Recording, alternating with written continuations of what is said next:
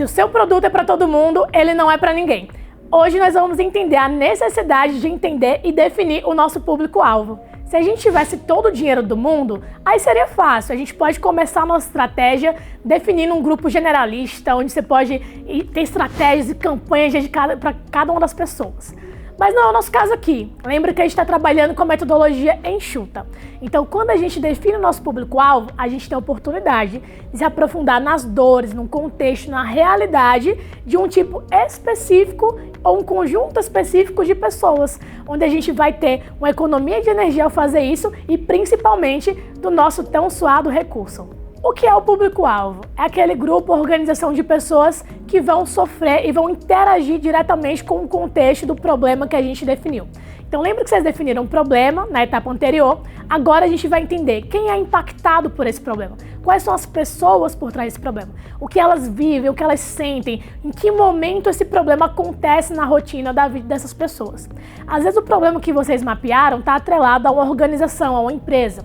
Às vezes está atrelado a um contexto que não é um ser humano, sei lá, animais, meio ambiente, mas sempre tem um grupo de pessoas que é responsável por organizar, por gerir, por gerenciar aquela organização, aquele ambiente ou aqueles animais. Então pense e mapeie todas as pessoas que estão envolvidas nesse processo para entender quem é o principal impactado e o principal responsável por tomar uma decisão para resolver esse problema. E o que é validação?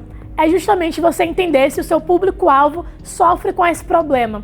É entender de fato o que acontece, como acontece. Porque primeiro a gente tem hipóteses, depois a gente vai entender como acontece de verdade. E é com esses dados que a gente vai balizar as nossas tomadas de decisão no projeto. Existem algumas perguntas que vão nos ajudar a entender quem é o nosso público-alvo e ajudar a segmentar. Então entendendo quem sente essa dor e com que frequência, em que contexto esse problema aparece e uma série de outras que a gente pode se perguntar e estudar para ir definindo e desenhando o nosso público-alvo. Alguns critérios que são úteis: perfil demográfico, rotina, contexto, uso, objetos e alguns exemplos aqui que a gente trouxe para ficar ainda mais fácil. Imagina que naquele grupo, naquele caso que a gente deu os alunos que não estão participando dos eventos, a gente pode simplesmente definir a nossa persona, o nosso público-alvo, como sendo um grupo de universitários.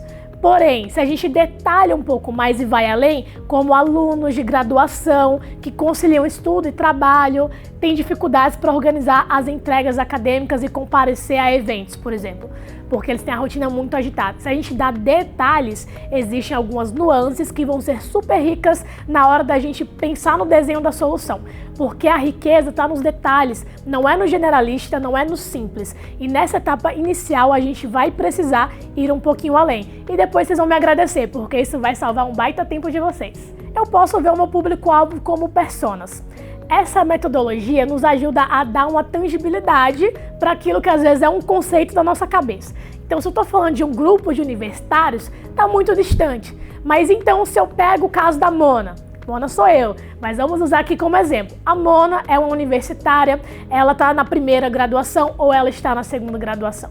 Como é a rotina da Mona? Será que ela é mãe? Será que ela pratica atividades físicas? Será que ela trabalha 8 horas ou ainda um estágio, 4 horas? Então a gente consegue ali ter uma visão de como que é o perfil dessa pessoa, que é o nosso público universitário. A gente começa a entender o contexto dela. Mas cuidado quando vocês forem criar a persona do público-alvo de vocês para não gerar caricaturas. O que são essas caricaturas? A gente querer deixar muito cômico, muito engraçado um modelo de persona que a gente imagina que seria o nosso potencial cliente. Então aqui a ideia é, eu vou desenhar um perfil de uma pessoa, vou transformar o conceito do meu público-alvo numa pessoa, mas que ela de fato se parece com o perfil de aluno que eu estou buscando aqui para minha ideia. Uma boa prática é você trazer frases reais desses usuários. Então, quais são as frases que a Mona usa na rotina dela? Será que ela usa sabor? Alguma coisa? Será que ela tem o hábito de estar em redes sociais? passando horas no celular, vendo mídias. Então, quem são seus influenciadores? A gente consegue trazer algumas frases e hábitos da sua rotina para que a jornada seja cada vez mais próxima da realidade daquela pessoa. Para te ajudar, a gente tem a ferramenta do mapa da empatia. Você vai pensar no seu público-alvo, vai dar uma carinha, que pode ser um avatar, ou pode ser uma foto real. Você vai trazer um nome, nomear essa pessoa e vai trazer todos os aspectos da vida dela. O que ela pensa, o que ela sente, o que é que ela vê, ambientes, amigos, o que ela fala, o que ela faz, usa muita gíria, fala palavrão, caramba. Então a gente consegue aqui desenhar de fato como que é o contexto dessa pessoa. Então não preciso nem falar mais que Persona é uma ferramenta que vai te ajudar a compreender um pouquinho melhor do seu público-alvo. E ter esse público-alvo muito bem definido vai te ajudar a economizar os seus recursos para mirar no primeiro caminho certo. A gente não está falando de ter 20 segmentos, 20 tipos de clientes nesse primeiro momento. A gente vai focar naquele primeiro grupo que a gente acha que tem mais chances de acertar. E com ele a gente vai entender, ir a mercado, conversar com essa persona, com esse público-alvo, para entender o que é real e o que é hipótese da nossa cabeça.